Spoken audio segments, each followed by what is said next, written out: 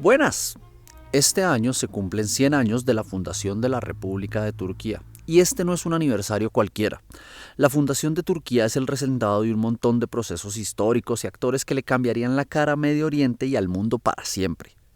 Es por eso que decidí hacer una serie de videos sobre el tema, y ojalá me alcance el tiempo y la energía para terminarlos todos este año, porque si no, no tiene sentido. En fin, para hablar de la fundación de Turquía, probablemente deberíamos empezar por el principio. O sea, por lo que había antes de la República Turca. Y eso, señoras y señores, viene a ser el Imperio Otomano. Empecemos. El avance de Europa y el hombre enfermo.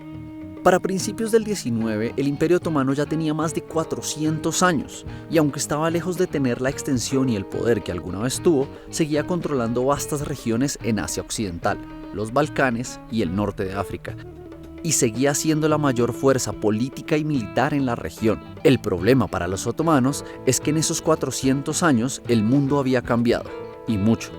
Francia, Inglaterra y sobre todo los enemigos de los otomanos, Rusia, había conseguido un desarrollo tecnológico, político y militar que era inalcanzable para ellos. Ahora, cuando hablamos de la decadencia del Imperio Otomano, tenemos que hacer una pausa y mencionar a Rusia. Los rusos son los enemigos tradicionales de los otomanos. Desde más o menos 1500 y hasta el 1700 y pico, los conflictos entre estos dos estados se habían inclinado a favor del lado otomano. Más o menos así. Sin embargo, desde que Catalina la Grande se puso al mando de este chuzo, los rusos habían empezado a ganar decisivas batallas contra el ejército del sultán y a arrebatarle buena parte de su territorio, pero sobre todo millones de sus súbditos. Más o menos así. Ya fuera de chiste, la cosa era preocupante para la Sublime Puerta. ¿Qué es la Sublime Puerta? Bueno, es como el apodo, el nickname del Imperio Otomano. ¿Por qué? Pues más o menos porque les gustaban mucho las puertas. Al final es más complicado que eso, pero no. Sigamos. Al final del siglo XVIII, los rusos tomaron el control del Mar Negro y a través de los Balcanes llegaron incluso a amenazar Estambul. Los otomanos eran muy conscientes del asunto y tenían que hacer algo. ¿Cómo se mantuvo el Imperio Otomano durante todo el siglo XIX? Y bueno, estamos hablando de principios del siglo XIX y la República de Turquía se vino a fundar bien entrado el siglo XX. Si no podían ganarles a los europeos en una guerra, si no podían igualarlos tecnológicamente, ¿cómo hicieron para llegar al siglo XX? Pues en una pieza. Bueno, básicamente hicieron tres cosas. Primera, pelear consigo mismos. Las estructuras sociopolíticas y militares de los otomanos estaban definitivamente rezagadas y el sultán lo sabía. Pero cambiar no iba a ser nada fácil. El Estado y la sociedad de los otomanos tenían estructuras políticas y socioeconómicas muy rígidas, tradiciones extremadamente arraigadas, pero sobre todo, privilegios a los que no estaban dispuestos a renunciar. El ejemplo por antonomasia es el cuerpo de los jenízaros. Si no saben qué son los jenízaros, échenle la visitadita a mi canal. El que alguna vez fue el cuerpo élite del ejército otomano era para principios del siglo XIX un grupo armado que solo respondía a sus propios intereses y que además se encontraba ahí al ladito, en el centro del poder imperial. Tan así era la cosa que cuando el sultán Selim III intentó reformar el ejército, los jenízaros se rebelaron, lo depusieron y lo pasaron al papayo. Pero la cosa no paró ahí.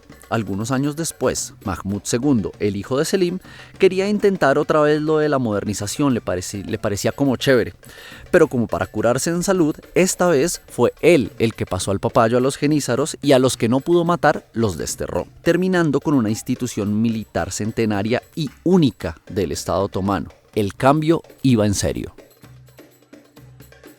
Lo que siguió a este desafortunado incidente fue la fundación de un nuevo ejército, con pinta nueva, jerarquías nuevas, actualizado hasta donde se pudo a las necesidades contemporáneas, pero sobre todo entrenado por franchutes y alemanes. Pero creo que lo sabemos todos, cambiarse de ropa nunca solo es cambiarse de ropa. Las nuevas armas, jerarquías, tácticas y los conocimientos que adquirieron los soldados también crearon nuevos sujetos, nuevos otomanos, con ideas y deseos distintos.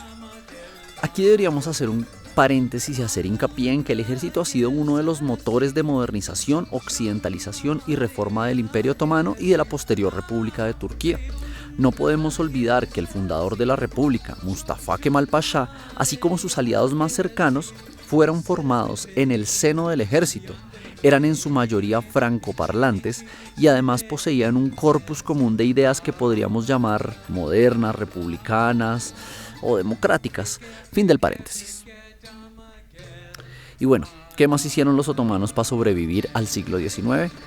Les tocó hacer la de la amiga chismosa, poner el uno contra el otro.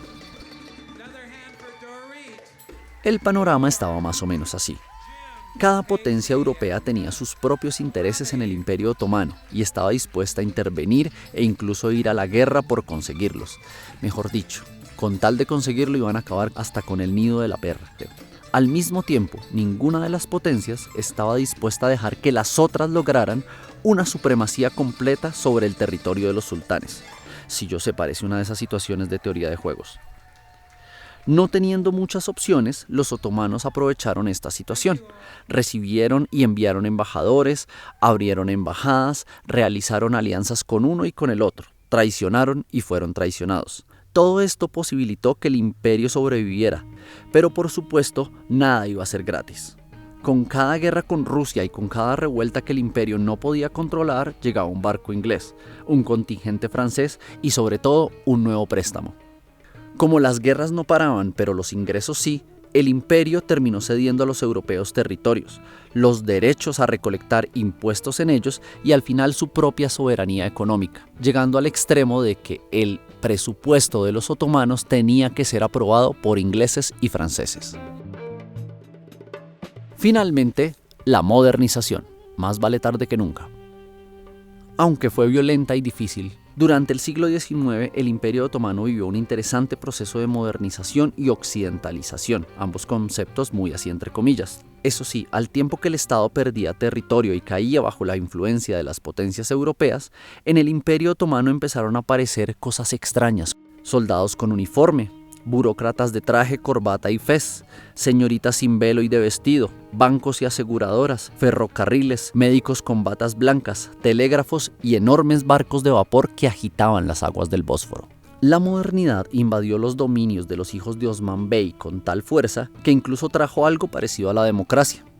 A finales del XIX y principios del XX, los otomanos incluso tuvieron sus propios cuerpos parlamentarios.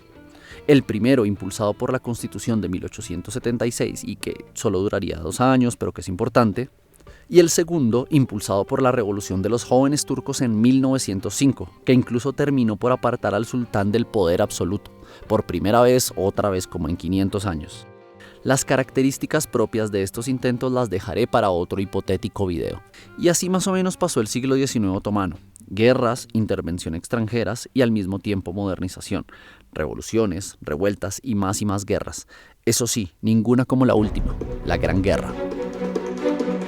La Gran Guerra, la independencia y el último sultán. Acabada la explicación de cómo sobrevivieron los otomanos al XIX, hay que decir que en el siglo XX la cosa no cambió mucho. Después de la revolución de los jóvenes turcos y de deponer al sultán Abdülhamid II, los deseos de independencia de los súbditos otomanos no pararon. Para 1914, cuando los otomanos llevaban ya varios años de guerras en los Balcanes y en el norte de África contra movimientos independentistas, estalló la Primera Guerra Mundial y los otomanos aterrizaron del lado alemán, combatiendo nada más y nada menos que a Francia, Inglaterra y su clásico rival, Rusia. En la guerra, los turcos no solo lucharon valientemente, sino que lograron resistir e incluso ganar en algunos escenarios de la guerra, como Galípoli. Pero más allá de eso, la guerra fue devastadora para el imperio. En ella no solo murieron cientos de miles de soldados turcos, árabes y de los Balcanes, sino que en medio del caos que generó esta guerra, se perpetraron cosas tan graves como el genocidio armenio. Después de tanta muerte y años de guerra, los turcos y sus aliados alemanes fueron derrotados.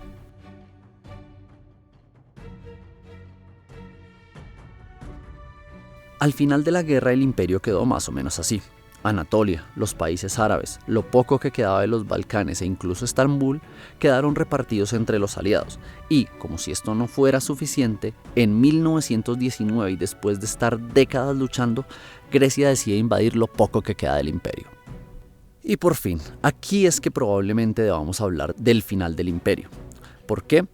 porque aunque había un imperio y un sultán en Estambul, los que pelearon la guerra contra Grecia no lo hicieron por órdenes del sultán, sino en su contra. Y entonces, ¿quién peleó la guerra?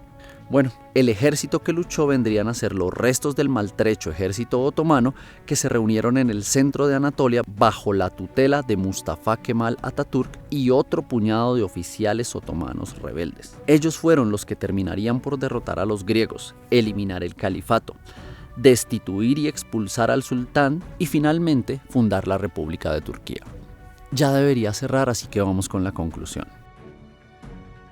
Los cambios sociales son complicados. No basta con la voluntad de un mandatario o con que un pueblo luche por ellos. Hacen falta la confluencia de muchos factores para que haya un cambio significativo en cosas como las estructuras económicas o la idiosincrasia cultural de un pueblo. Créanme, sé de lo que hablo, vengo de Colombia. En el caso de Turquía, el cambio no solo sería efectivo, sino que sería abrumador. Las profundas reformas que se llevarían a cabo de la mano del fundador y primer presidente de la República solo las podemos llamar sorprendentes. La fundación de la República no solo alteró las bases y legitimidad del poder, sino que alteró de manera dramática las estructuras socioeconómicas y la cultura de los sujetos otomanos, que de hecho desde 1923 para adelante pasaban a ser ciudadanos turcos. ¿Qué cambió? ¿Cómo cambió? ¿Y qué tanto cambió? Eso también se los cuento otro día, aunque pueden ver el video de por qué los otomanos ya no usan el alfabeto árabe. Ese les ayuda a ubicarse. Por el momento espero que este pequeño video nos haya ayudado a entender un poco la lenta caída del Imperio Otomano y su relación con la fundación de la República de Turquía. Como siempre, gracias a quienes se hayan quedado hasta el final. Espero que les haya gustado, les haya servido para algo. No duden en dejar comentarios, preguntas, en suscribirse y ajá.